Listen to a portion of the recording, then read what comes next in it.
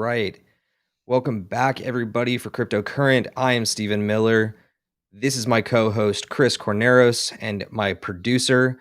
We'd like to welcome you in. Chris, how you doing? Good. How you doing today, Steve? Oh, it's a great day in crypto land, let me tell you that. We got a lot of great stuff going on today, a lot of news to cover, and we've also got some special announcements at the end of the show today. So I'd love to just dive right in. Let's take a look at what we got on deck first. So we're going to start out, guys, with a quick little game of news coverage that we like to do here called Buy, Sell, or Hodl, where we're going to take you through our top two headlines on the week and give you some impressions on whether or not we're going to be buying on this news, if the sentiment is bullish, if we're going to be selling on the news, if it is bearish, or if we just need to wait and we need to hodl. So that's where we're going to start today. Then we got a couple other great features along the show. So why don't we just dive in, Chris? Why don't you take us into your very first buy, sell, or hodl piece? All right. Let's see. Let's see if I can get the screen share to work how I want it to this time. Aha! I've got it. All right, I'll Great. give you some control. So here we go. Big news. This came out yesterday, actually. Helium sent this out in their newsletter, kind of update blog that they do by email. If y'all are involved with Helium, I highly recommend subscribing to that because it's useful. It's not spam. They don't send it frequently. They just send it when there's something useful happening. And this bit of news is something useful. So Erica, spelt AIRICA, just partnered up with Helium to bring their air quality sensors to the Helium network, which is incredible. Really cool project, very sound, and integrates very well with existing infrastructure, which is huge and something I've talked about a lot. On these live streams, Steve, is that at the end of the day, it doesn't matter how great a project sounds if you can't actually use it or integrate it with the rest of the economy. And this is something that is not only super beneficial right now, but will stay very widely used down the line as the Helium network builds out and companies adopt it. But essentially, the reason this news is incredible is that these air quality sensors, um, they're similar to a helium miner. You plug it in, and then they start collecting data, and they collect data not just on number of people in the room and is it too congested, but they can also their air quality is sensors can pick up on different pathogens in the air, I believe, um, and that's just incredible. And obviously, for times like right now with COVID going on and companies either requiring a vaccine mandate or they're mandating you get a vaccine or they don't know yet whether they want to do that. So people are wearing masks even if they're vaccinated. Having this solution right here where you can plug these sensors in right away and it will tell you, okay, there are too many people in this room, or oh, the air quality is actually great, keep going. This data is incredibly useful. It's incredibly applicable. Every major company, even small companies, should want this because it's potentially saving you a ton of money in shutdowns or any medical expenses down the line. So this is incredible. I'm a really big fan of this. I love things that go to the Helium network, but especially very applicable things like this. Steve, you got any thoughts? Yeah, I mean, look, Chris, the thing that's really interesting to me about Helium is that they are, in what, in my opinion, is like the very first foray into Internet of Things on blockchain, right? So the fact that you've got now this really, really effective group of sensors operating for literally the entire world effectively, just starting to track things like sick buildings and sick building syndrome and air quality alerts and even COVID related, air quality items. This is going to give us so much more information as to like how virulence spreads. It's going to give us more insight on how we can stop these things from happening, but it's also the perfect type of use case as to like how helium can be used in our everyday lives. So I love this. I think it's a really great piece of news, and I really hope that more projects start getting on board with helium because their network is proven to be really viable. If you Yeah. if you could, just for our viewers, because again we talk about helium frequently here, but if you're a first time viewer, I would really love it if we could just give a little bit of a quick picture about the background of helium, like how, at a really fundamental, easy to understand perspective, helium works. So basically, at the end of the day, what Helium is it is an internet for the blockchain to run on. People love to throw the term, Web 3.0 around for Ethereum. They love to also attach a similar tag to Cardano.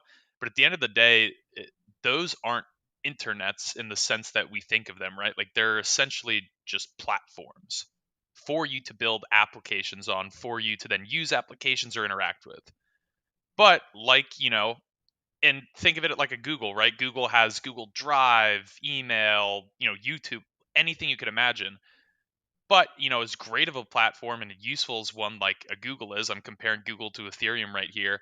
It doesn't matter if you can't connect, to your internet. And that's essentially what Helium is trying to do is they are trying to build this vastly decentralized, wide-ranging network for, blockchain applications to run on. And it's like they're I need to look up the actual stat, but I think they either are or will be at 300,000 miners, but essentially network hotspots by the end of the year, and they were at I think 20,000 at the end of last. So It's wild. It's absolutely they're wild. they're growing fat. They're like I've heard stories of people with just they're getting their own miners. For anyone who's wondering, getting a miner right now is incredibly hard because of the chip shortage. It is literally like an 8-month backup, but we can talk about that another I was time. gonna say, But let's get a little bit into the helium miner discussion a different day. We don't yeah. have an hour and a half for this show. But yeah, I mean, it's Helium is an awesome project. We at Cryptocurrent first got involved with them and Emrit actually. If you want to check them out, go to our partnerships tab on the website and you can go directly to Emrit's website and actually get a free Helium miner. But more information on our website about that. We first talked to them, I think last September was when we had Peter Saddington on the show, and Helium was at like under $1 then. Helium is now at like 26. So out of the viable projects, I'd say it's probably been one of the best performing coins in the last year. Yeah, definitely, and that's actually a little bit of a sneak preview that I want to share with everybody. In the next couple months, what we're going to be able to finally visualize for everybody and give everybody a tracker on is some of these projects that have come on cryptocurrency across the last 2+ years that we've been doing these shows, and give you an update as to which of these projects are actually the most successful since they came on. It's going to be a really interesting look at it. But let me back up for a second here and go back to this helium news. Chris, do you think that this is a buy, sell, or a hodl? Oh, this is buy all day. I mean, Helium is just one of those projects that, as long as I've been following it, whenever they have news come out, they announce a new partnership or a new company that's bringing their technology onto their Internet of Things. It is good. Like I've never heard of, like a company coming and partnering and then having to pull back. Like they partner and it works instantly because the tech is there. It's sound and it works. So this is something you want to buy. Not to mention, and this is one of my favorite parts about this announcement, is right at the top they said this integrates with things like Slack. So if you have like the office building today says like unhealthy air quality, or maybe there's something floating in the air, you could theoretically just have it automatically ping everyone in your company Slack and say, don't go into the office. Yeah, that's incredible. To me, like It's I awesome. I Like get I this get really project hung up is on this, very cool. right? So this is one of those things to me that I get hung up on because when you tell me that like helium's price has already surged to $26 and we see how far it's come since the beginning of this cycle, man, I have a really hard time saying that's a buy. I have a really hard time saying that's a buy. But I think this type of news is the first type of real considerable validation that this network has gotten in terms of like the application layer. So I would say I'm somewhere between a hodl and a buy when it comes to this news. But again, everybody do your own research on this sort of stuff. We just like to give our opinions. We consider ourselves your crypto commentators here at Cryptocurrent. So take that with a grain of salt. Go do some of your own research on it and make your own buying decision. But Helium is out there. Its ticker is HNT. But let's dive into our next piece of news. And our next piece of news actually comes from part of our title graphic in the thumbnail today. And that is, oh, hold on one second here. That is this piece on a bug that was just found in the last couple of hours, I believe. Actually, it was this earlier this morning in Eastern time. It's a bug that is basically impacting over 50% of Ethereum node operators. So essentially, the baseline of this article is talking about a bug that was found that's causing these older. It's an older network on Ethereum. It's called Geth, Geth, and a lot of node operators happen to run this version of the mainnet, but it's causing those node operators to split from the mainnet. So on the surface, and this is where I don't want people to get this too twisted,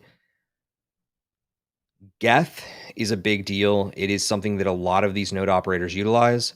But as an Ethereum user, you are not necessarily going to be feeling the effects of this bug.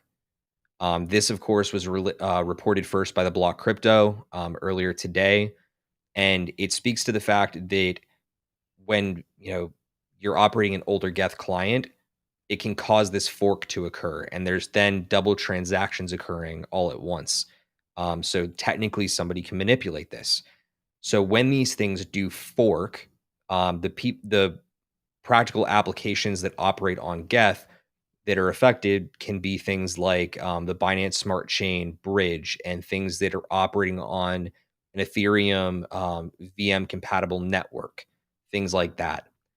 So to me, it's terrifying because the second that you see something that's um, typically would be labeled a FUD piece, right? Like this is something that's negative about the Ethereum network. Um, these things can come off as FUD, but at the end of the day, you got to go with the root word on this article. It's been found, right? It's not that like all this damage has already occurred. Has it been exploited already? Yes, it has.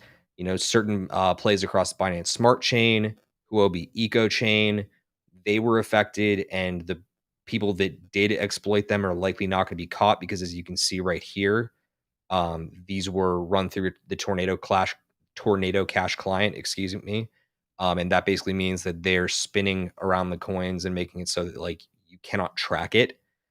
But to me, it's found.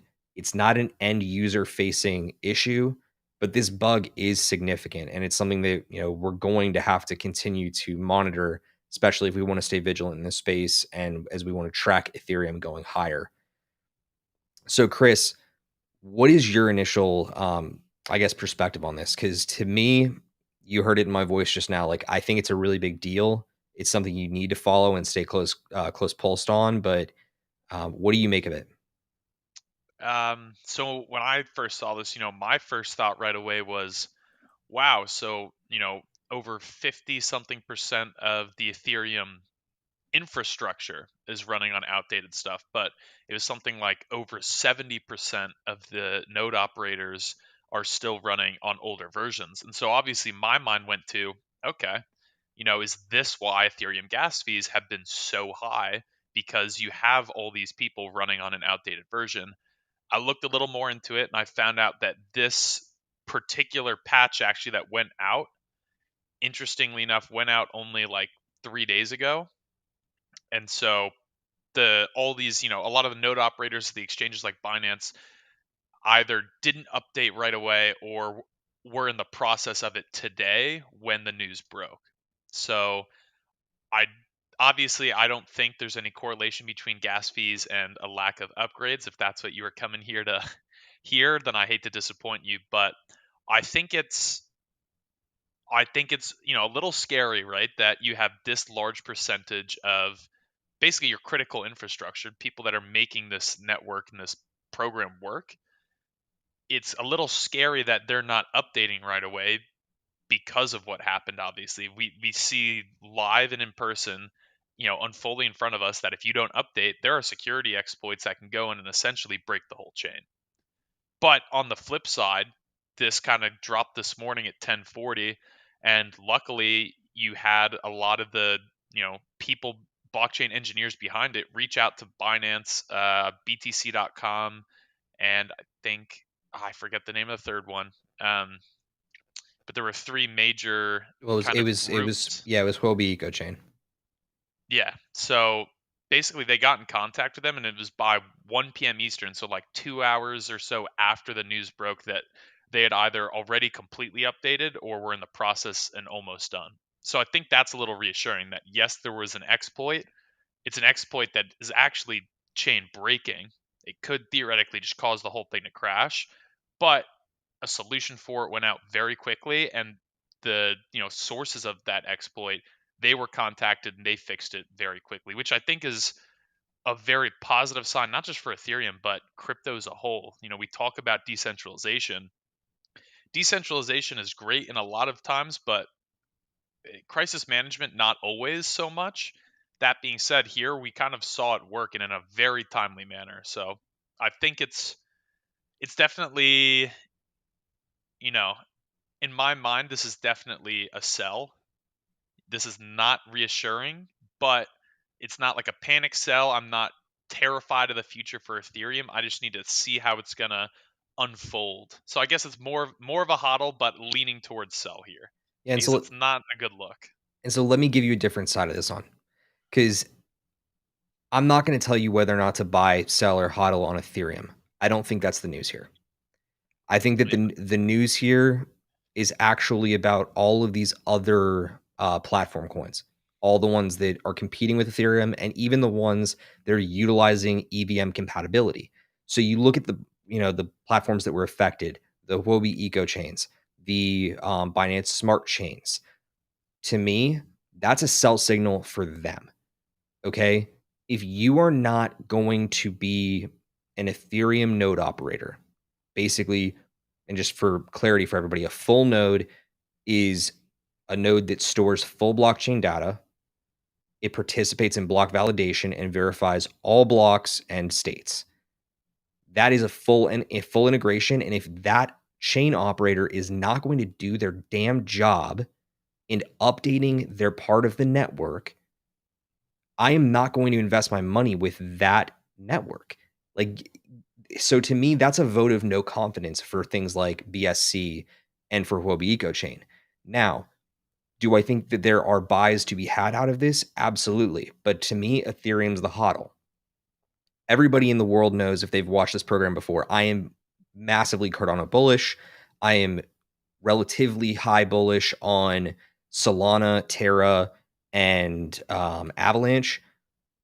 But when I look at the bigger picture here, those are the ones that I am currently a buy signal on, just because of this article.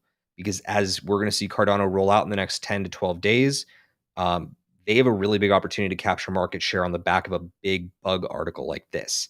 And we already know that Solana is capturing a ton of market share just based on the fact of their speed alone for their transactions and the near gasless nature that they operate with, and just as Cardano will soon operate with. So that kind of brings that one to a close for me. But did you have any other final comments on that, or do you think we're about ready to roll forward? I think we're about ready. I just want to leave one last thought for anyone watching, and this is building off what you were saying. I would be most nervous, and I would sell anything I had or transfer anything I had on Binance away from it.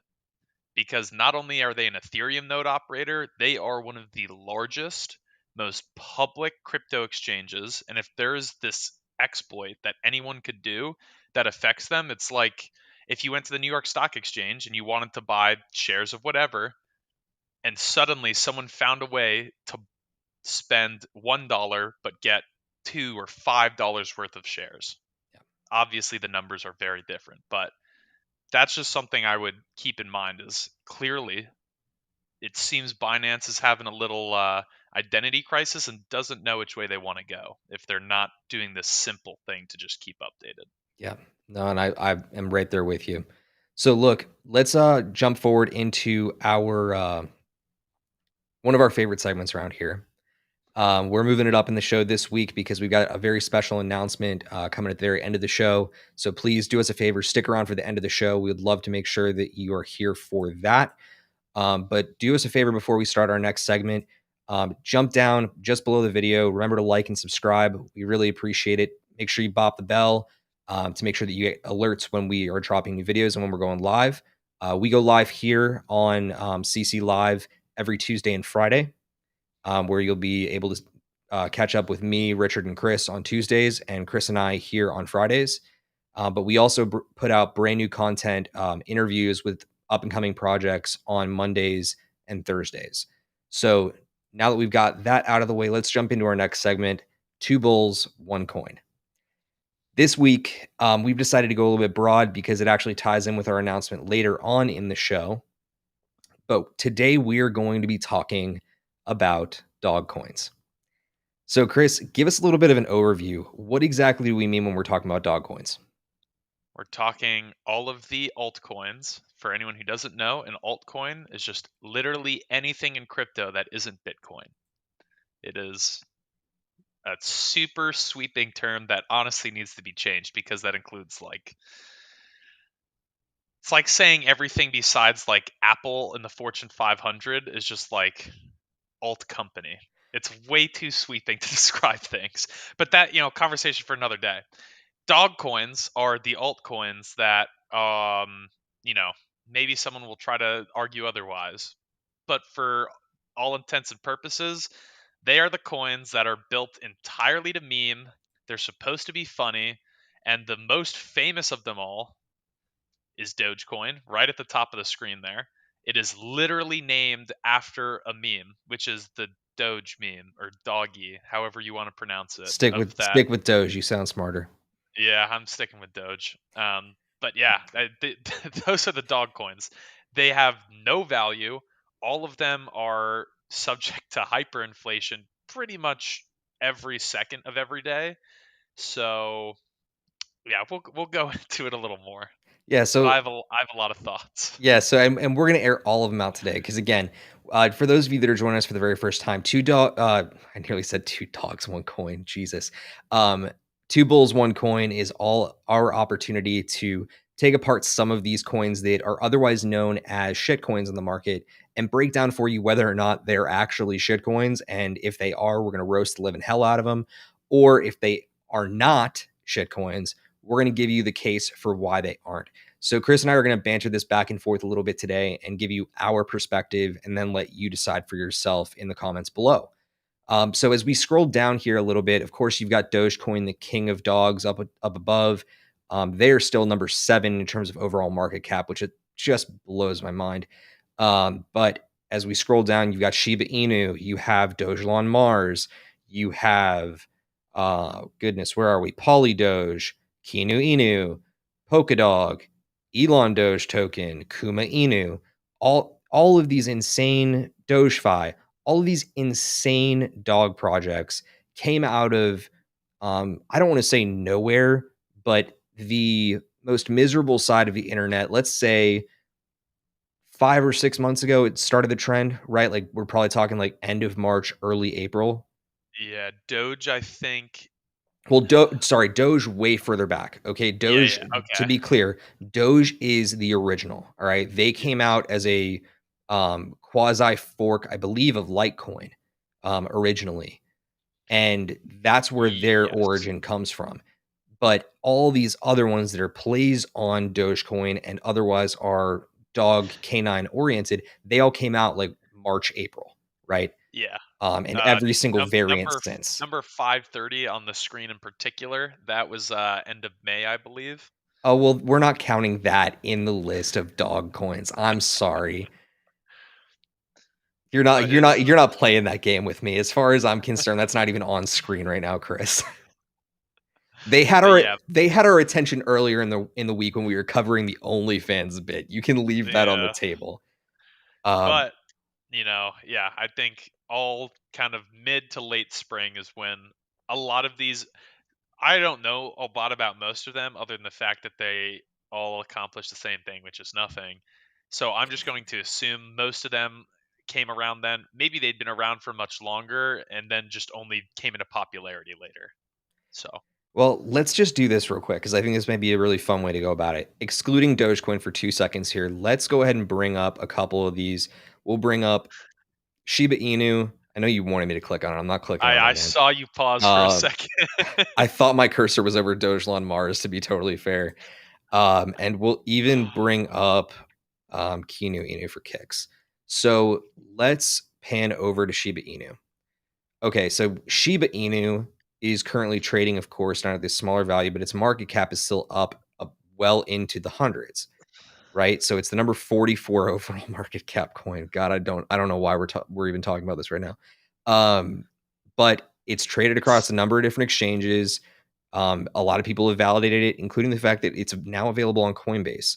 But what I want to get to here is what exactly is the project? Because again, we can't all these together, right? So it's a decentralized meme token that evolved into a vibrant ecosystem. What do you make of that? Are we looking at BS or are we not?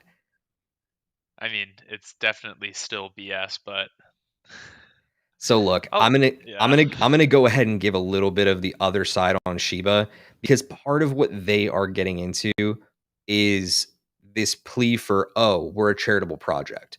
That's our entire point, is that we're out here giving back. We're a staking project now. We've transformed into this bigger, bolder buy and a reason, to support the world, and we give back. Um, on the surface, man, like I'm all for it, right? If you're gonna, make this like very credible give back perspective, you can start to win me over there. But I'm really not sure if I want to give this project that type of credit, right? Like, I mean, you're looking at Yeah. just a bunch of Shiba Inus. Like, what are we doing here?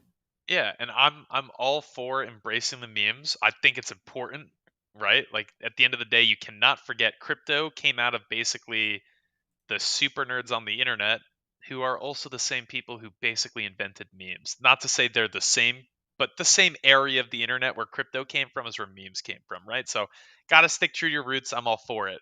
My my biggest issue is Shiba, and I saw it like right at the top of their webpage, and you're scrolling through, is they said they started out with 1 quadrillion coins, then locked up half in Uniswap and burned the other half to Buterin, who's one of the co-founders of Ethereum, right? So just from like and this is like this isn't financial advice again, and I say this every time. This is just basic math. Shiba Inu will never go to $1. It will never go to 50 cents. Honestly, it will never go to 1 cent. And for the simple reason that at 1 penny, Shiba Inu's market cap is bigger than the rest of crypto combined because that's $5 trillion. And so that's why I think it is a shitcoin. Its value is not going to go up no matter how much people want to do things with it or talk about it. It just won't because A, they've already limited how much there can be, and because there's so many of them, this like a tenth of a cent change will literally be hundreds of billions in price in market cap change. So Okay. it's a shit coin. Okay. So I've already kind of made the executive decision for us on this one. We're not even going to get into the last two that we had picked out, which were Woofy and Polydoge, because Woofy doesn't even have a viable site up. Oh, So like let's just talk about these um, three leading projects. Okay, you've got Dogelon, you've got Shiba Inu, and you've got Dogecoin, and we're going to let these represent the entirety of the dog coin movement that we're assessing right now. I'm going to give you my case for Dogecoin because I think it's really the only one of these three that we can actually hold reputably. Um, Dogelon Mars has a massive following, right? The ticker under the ticker Elon. I remember when this came out, I was being told about it, in the middle of a volunteer thing that I do on Monday nights by another guy who I frequently, talk crypto with there. And we were getting into it, and I'm like, dude, this is all BS.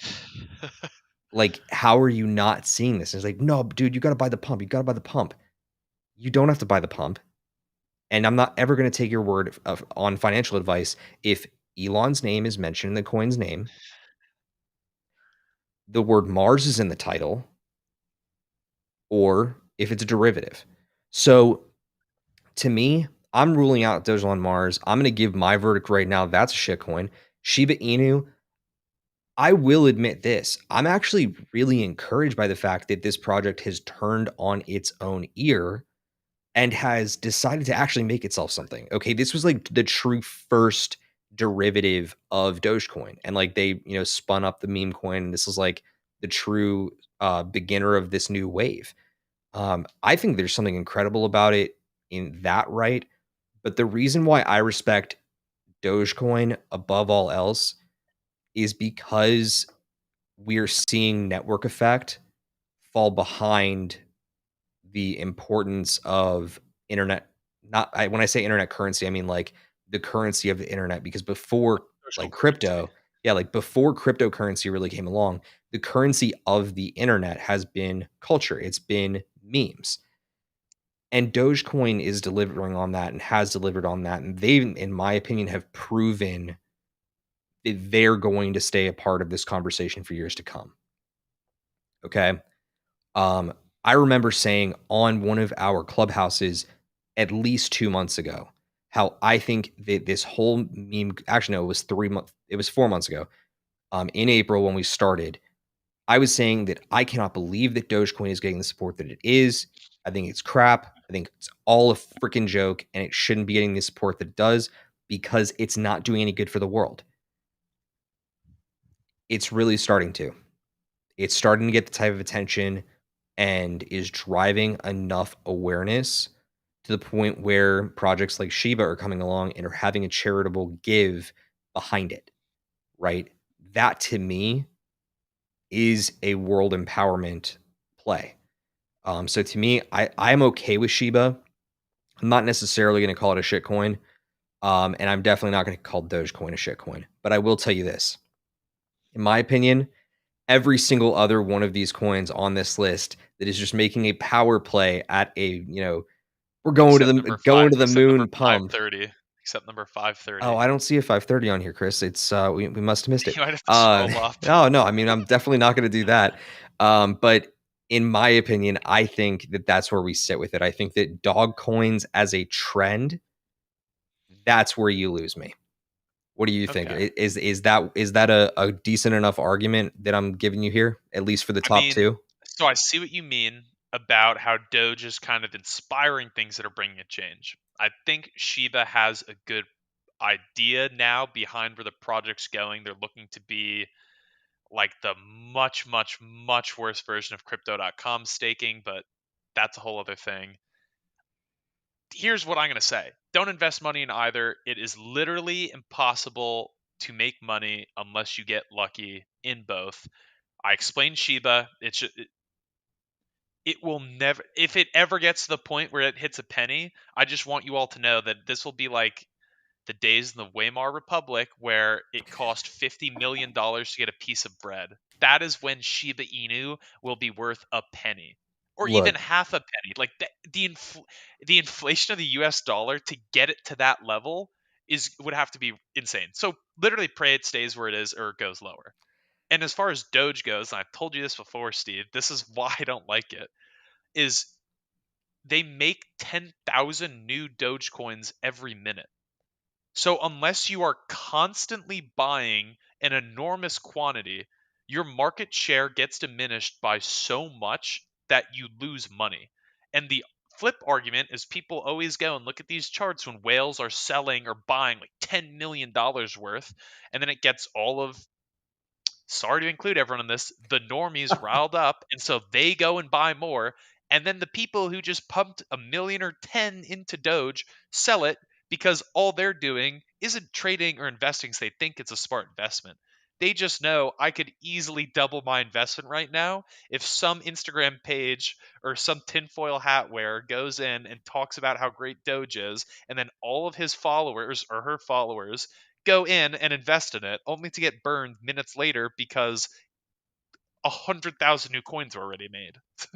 okay, well, look, I hear you loud and clear. I really think that we need to get like, that little IV bag on you, just so that you can stay hydrated through this because I don't want you to just pass out on me here. You've gotten a lot of, heat through you. This is a really tenuous argument, and like this brings out some of the worst in people. But if you are on one side of this conversation or the other, please join us in the comments. We'd love to hear your perspective. Do you think that this whole dog coin movement is just absolute garbage, or are you with it? I will tell you right now, I am not personally going to be buying any. I think I have like $100 in Dogecoin somewhere just as a joke between me and my wife. I made a deal with her like I want to say a year, not a year, at least half a year ago that we would put $100 into Dogecoin, and if it ever actually hit $5, that we would actually go out and buy a Shiba Inu. So that's the only reason I have money in it. It's my Shiba Inu fund, but please let us know in the comments. I think that we've both kind of come to the consensus that the vast majority of the rest of them are shit coins. But let's move on. We've got a great, great project to tell you guys about at the very end of the show. It is dog related. It is not a dog coin, but we hope that you'll stick around because we got a special guest joining us very shortly to talk a little bit more about it. So let's jump into our next segment of the show, which we like to call the aftershock, where we tell you a little bit about the most influential topic of the week and give you a little bit more perspective on it, right?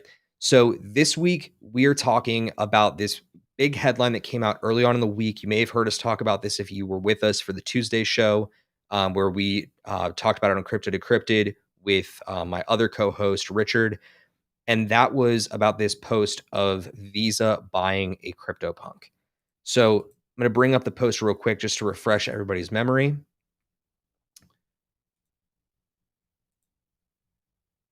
And see if we can make some magic happen on screen.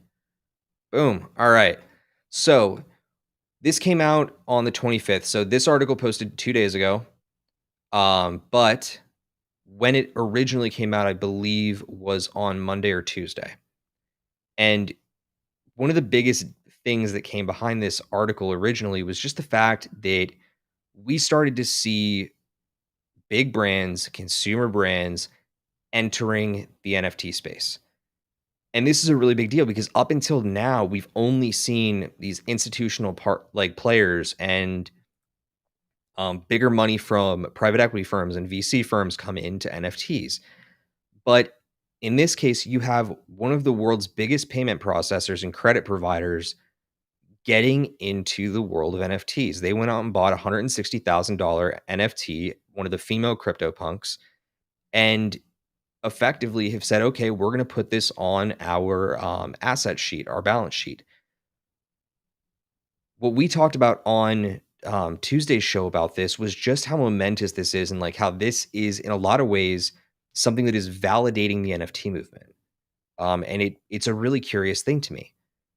But beyond that, we started to hear some other really interesting news. So that, of course, was that Budweiser is now in the ETH game. So Budweiser bought beer.eth for 30 Ethereum, and they also bought a rocket NFT out of the I think it's the Tom Sachs Rocket Factory NFT project for 8 ETH. And again, these are two of the biggest consumer brands in North America. Interesting, right? So Budweiser updated, Tom Sachs with the Rocket Factory project. Budweiser changed their Twitter profile picture on Tuesday to that rocket ship they bought. And the beer company also purchased beer.eth for 30 Ethereum, approximately 95K. They're accumulating digital assets now. And they're not going to be the last that do this. So, Chris, number one, I want to throw this to you real quick and see if you have something to add before I take you the next level further, because I'm going to get into something in a little bit here that I think is the bigger picture that we're all missing. So let me toss it to you real quick, and you let me know what you are thinking about this current ongoing trend in consumer brands entering the NFT play. I think I have more thoughts, but those are about the bigger picture. I'll let you kind of expand on that first. But kind of on the topic of NFTs, I talked about it on Tuesday. I still don't get them. That being said, if people are going to buy into them and drive their price up like crazy, they're a sound investment. For a company like Visa, it makes them seem relatable to everyone who's buying them. They're like, oh, my favorite content creator bought one. Oh my God, Visa has one. Well, now I want to go get a, excuse me, now I want to go get a Visa card, right? Like it builds kind of a sense of connection and community. That being said, I think it's, similar to what I was saying, right? Like I don't really understand NFTs. And I think a lot of these companies are buying into them. They don't understand them, but like I was saying, is okay, if everyone is just going to jack the prices up on these like crazy, if this is just going to be something that people want, we have billions and billions and billions in very liquid capital. We might as well go buy some, because at the end of the day, for Budweiser, like AB InBev, who owns them, the amount of Ethereum they just spent on the Rocket Twitter profile picture and on the beer.eth domain name, that is literally a rounding error in one tiny column on their massive balance sheet.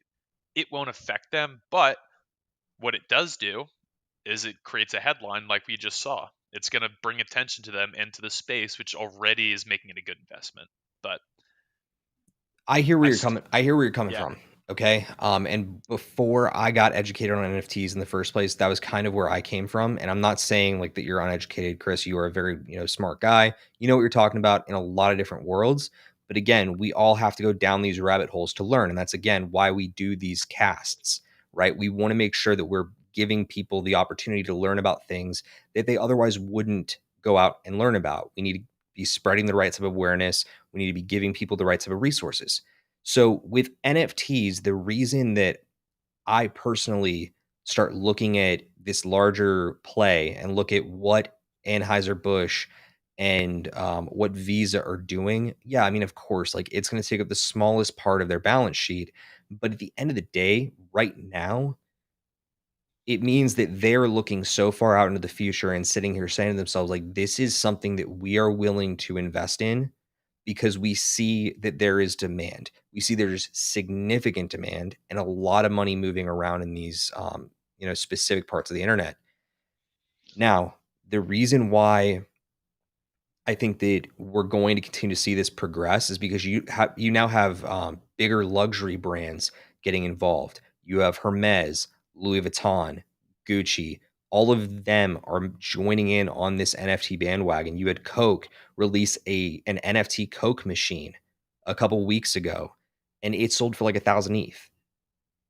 These are brands that want to be very connected to their consumer. And if their consumer is in this space, they're doing the best that a brand can possibly do to stay attuned to their customer. And I have nothing but appreciation for that. But where I start getting a little bit more curious on these articles is why people are talking about this from the perspective that you and I are right now. My hangup is that people are overlooking the big picture. When we look at what's going on with Visa, when we look at what's going on with Budweiser and all of these bigger brands that are diving into the NFT space, notice how the headline isn't Visa bought ETH. Anheuser-Busch bought ETH. Nobody gets this. So why are we missing this bigger point? If we were to be speaking in the news and you were to be hearing day in and day out that big brand X, luxury brand Y, all of these bigger companies are starting to dive into NFTs, but actually are diving into ETH, people would lose their minds. They would go up to Coinbase, they'd start buying ETH like you would never have seen before. Okay. I think that that is the bigger move here. And again, we play buy, sell, or hodl at the beginning of the show. I will tell you this. If there is a bullish signal for Ethereum, it's this. The more you hear X brand bought NFTs, X brand bought a .eth extension domain, they aren't buying it in cash, Chris. They're not. They have to go and they have to buy ETH to do these transactions. So it absolutely stands to reason that they have more ETH in their reserves, but they're not necessarily reporting on it. What do you think of that take? I mean, I completely agree with it. And I think even bigger picture, this kind of ties back to what I was saying about Doge, which is, you have some account somewhere will pump and say, someone just bought in, 500 million in Doge. Like, look at the volume. Obviously, this is going to be big. You got to get in, right? Like, that is, generally speaking, it's a super common tactic you see in the media.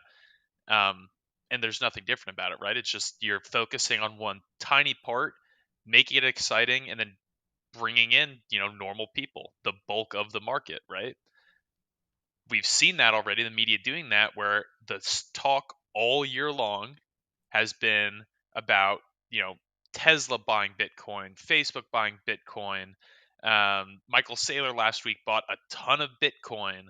That's been the talk, obviously. And then you have like the Mavericks accepting Dogecoin for tickets at basketball games, right? Like, the people have been talking about the meme coins. Typically, the people who focus on that are anti cryptos. They want to explain, oh, this is bad. This is all crypto. It's obviously not.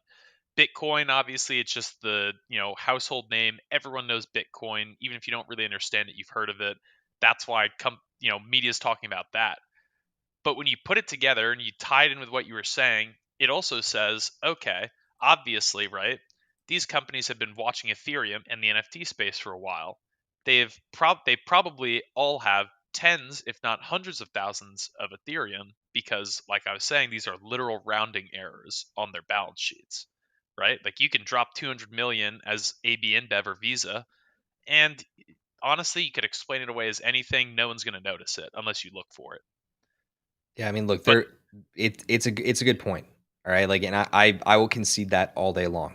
But what again, I what for I wanted to say next though was what that means is, does anyone watching really think that, oh, these companies are only buying Bitcoin and Ethereum? Do you really think they wouldn't, I don't know, also invest in Ethereum's direct competitor, which is about to have a major update in just about 2 weeks to the day, I think, actually. So that's what I would say is, if you hear good projects getting buzz and they're partnering with companies, it also means those companies have a lot of that coin. And just because they haven't publicly announced it, if you get that feeling, right, it may be smart to look more into it and be like, huh, Cardano's still below $3 right now, but if these other companies are buying a coin that costs over 3,000, what does that say about where they think the price might go if they're buying in at 3?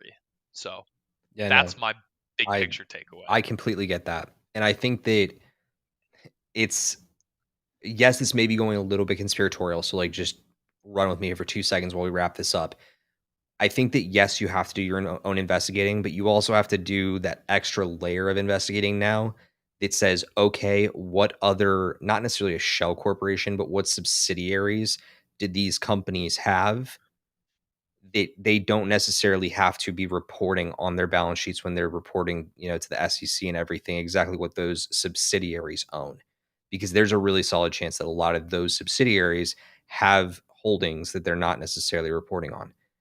It's a really big point worth making. Well, look, guys, that's going to wrap up the aftershock for this week. Again, let us know what your take is in the comments. What do you think about these big brands getting into NFTs? We would love to hear from you. Please do us a favor if you can. Go over and give us a follow on Instagram. Our handle is up on the screen right now, and also over on Twitter at underscore cryptocurrent underscore over there. And also, if you have interest, come and send me or Richard a message on Twitter, and we will get you access to our private Telegram channel where we talk about a lot of this stuff throughout the week and make sure that we're addressing it as it's coming out. It's a really exciting time to be in crypto, and we want to make sure that we are giving you that information as it is coming out. Now, we have one last thing that we'd like to bring on before we talk to our special guest for this episode, and that is a little bit about what to watch for in the next week. So, at the end of every episode, we typically talk a little bit about what's going on in the space, but also what's coming up. And I've got an interesting little piece of rumor news that recently came out in the NFT space that I think everybody should be a little bit more aware of. And that is that Three Arrows Capital, which is a bigger investment slash VC group, They just recently bought from the Art Blocks project an NFT that's in their Ringer series. And the rumor has it, the little birds are tweeting that this specific project within Art Blocks curated series is actually headed for MoMA. It's a really big deal. Okay. This is a significant art project. It's being traded through OpenSea.io. It's out there and has a big following. But if they're starting to take NFTs that seriously, that they're willing to put them in MoMA, that to me says there's a lot of money to be made in NFTs, especially when you're looking at the Art Blocks curated series, Art Blocks Factory, and Art Blocks Sandbox. But to quickly cover some of these crypto events that are coming up in the next week, we have on August 27th, Super Rare and Rareable are both listing on Bitmart. We have Zilliqa and Hedera Hashgraph are both having network updates on the 30th, and Kava.io, as we told you last week, are launching their main net. So keep an eye on Zilliqa, Hedera Hashgraph, and Kava.io in the next week. They could be seeing some interesting pumps up into that news breaking. Walton Chain is dropping their NFT ecosystem on the 31st of August, and also on CardStarter, they're IDOing Unvest Finance. So some really interesting projects coming there. But then also next Monday, we have on Cryptocurrent, both the podcast and here over on the channel, we have a couple of great interviews coming up for you. We have Asif Naim from Kairobo coming up on Monday. It's a really great interview where Richard's going to take you through the project Kairobo with one of its founders. We also have on Monday coming out the 5 easiest ways to buy crypto. Great article from one of our staff writers that you can find over on crypto-current.co. And then lastly, over on Thursday, Richard is sitting down with Garrett Pete from Energy Ledger to talk about how the energy sector is going to be adopting blockchain technology in the near future. So, with all of that said, I would like to go ahead and invite up. I hope he's still with us. He's in our green room right now. A good friend of mine who is going to be sharing a little bit of an announcement with our community here. Chris, I'm going to go ahead and keep you on the stream, but I'm going to take your video down so that our viewers can see our guests a little bit more clearly. But I'd like to go ahead and give you guys a little bit of a preface here. This project that we're about to talk about is called Dogs Unchained. It is an NFT project that has been absolutely storming Twitter, has had a very significant following coming up. And my guest today is another fellow community member in the Dogs Unchained community who goes by the @ tag Abram Bibley, but his name is Bobby. Bobby, you with us? Hey, what's up, everybody? What's going on, man? I'm glad to have you here. Yeah, glad to be with you. Awesome. So, Bobby, we've got this really exciting event coming up this weekend, and I would love it if you can be here to break it first with me to the cryptocurrent community, and so we can then start pumping it out to the rest of the world. We are calling it Dogapalooza, and I'm going to bring up a little bit of a screenshot for everybody so they can see what we're promoting. Yeah. But tell us a little bit about what we got planned.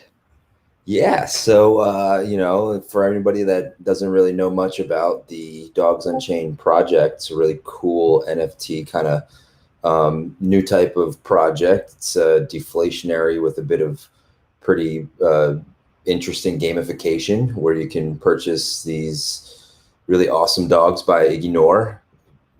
Excellent artist. I think he's joining us on Sunday, so he'll be talking a little bit about art, different traits of the dogs, inspiration, things like that.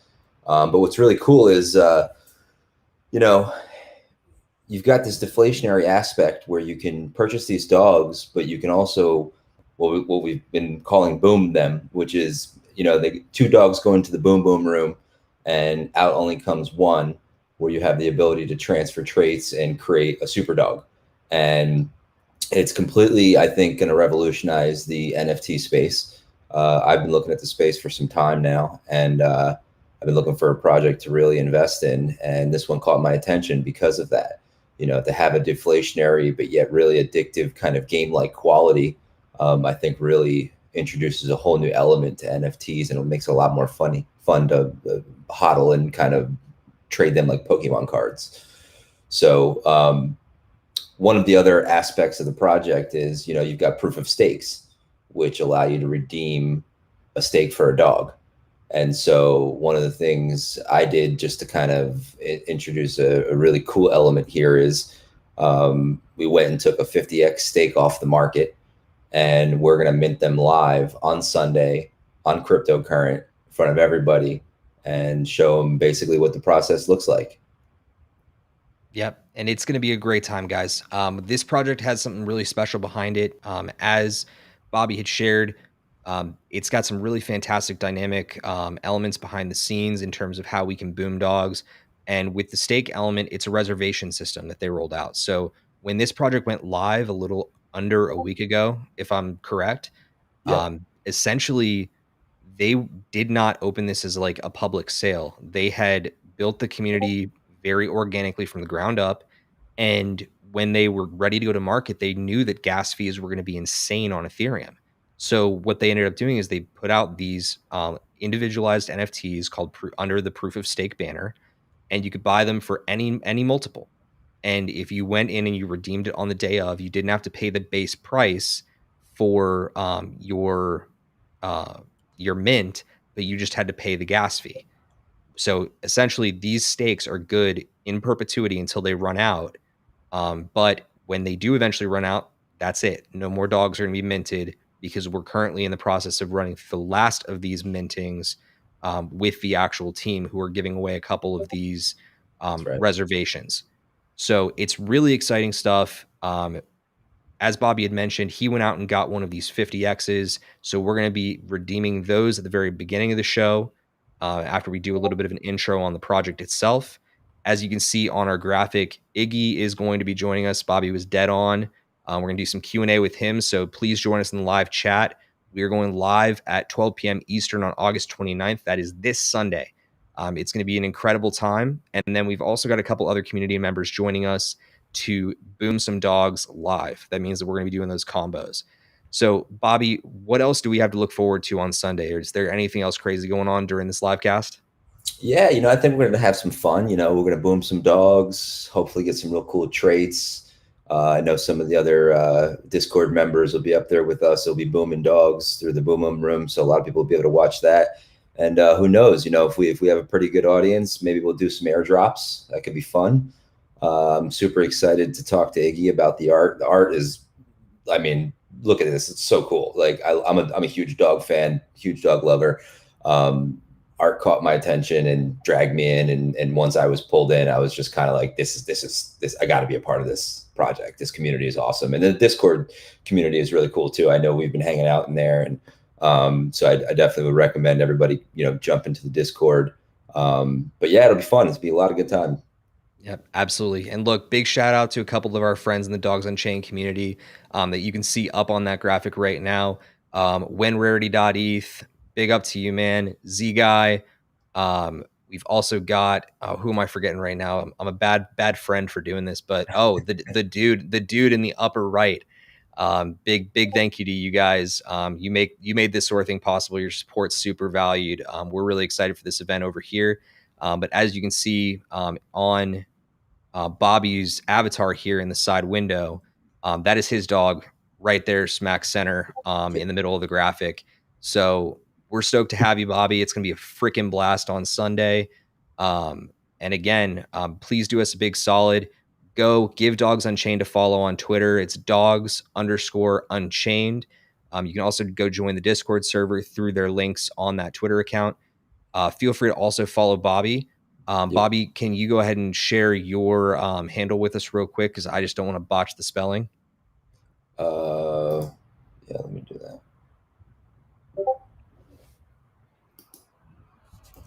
I'm going to type it to you, and then I don't think I could type it. That's all good. But there you go. Oh, there we go. So it is at Abron Bibly. So if you don't know how to spell Abron Bibly, it's ABRONBIBLY. That's him over on Twitter and in the Discord server. But we've got a really exciting event for you guys. We can't wait to share it with you. We think it's going to be awesome. So, Bobby, thank you so much for joining me. We're really stoked for this event. And I will look forward to seeing you on Sunday, my man. Yeah. And one of the things I just wanted to say real quick before we jump. Yeah. One of the reasons why we love this project, everybody, is there's a huge donation component to this, and a recent announcement.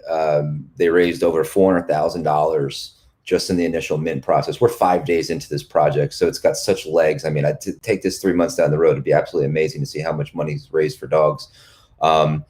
But Dogs Unchained has donated the land and is building a state-of-the-art dog park for a shelter in Berkeley, California, with a portion of those funds.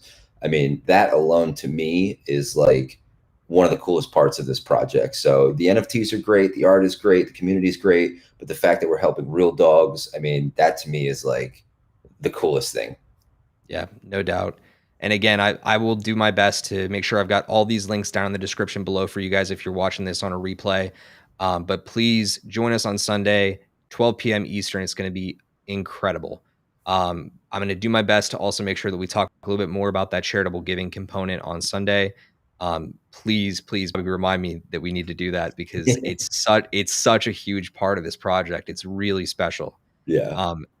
But look, Bobby, I'm going to let you get back to your night. Have a great one. Looking forward to seeing you on Sunday, man. Awesome. Thanks for having me. I'll see you guys on Sunday. See you then. Awesome. Well, look, guys, that's just about going to do it for us this week on Cryptocurrent Live. We appreciate you joining us as always. Chris, do you have any final announcements for everybody so that we can bring this baby to a close? You know, if you don't already, guys, make sure to subscribe to the YouTube channel. Check us out on Twitter. Check out the website. We put out a ton of content. It is incredibly informative. I knew nothing about crypto when I first found Cryptocurrent, and I'd like to think I'm like just above the average now. So it's great. Take it from me. Y'all should really, interact with us, follow us if you don't already. But besides that, I hope everyone today enjoyed the live stream, found it entertaining, found it educational as well. Thank you for everyone in chat. I see we had a lot of booms and woof woofs. We're excited for Sunday, and I hope to see you all there as well. Steve, any final words? Only final words that I've got for you this week, Chris, are make sure that you are checking out the website for new content on the regular.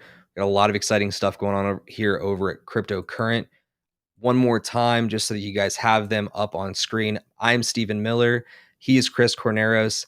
That's been another Cryptocurrent Live. We'll see you next time. Stay cryptocurrent.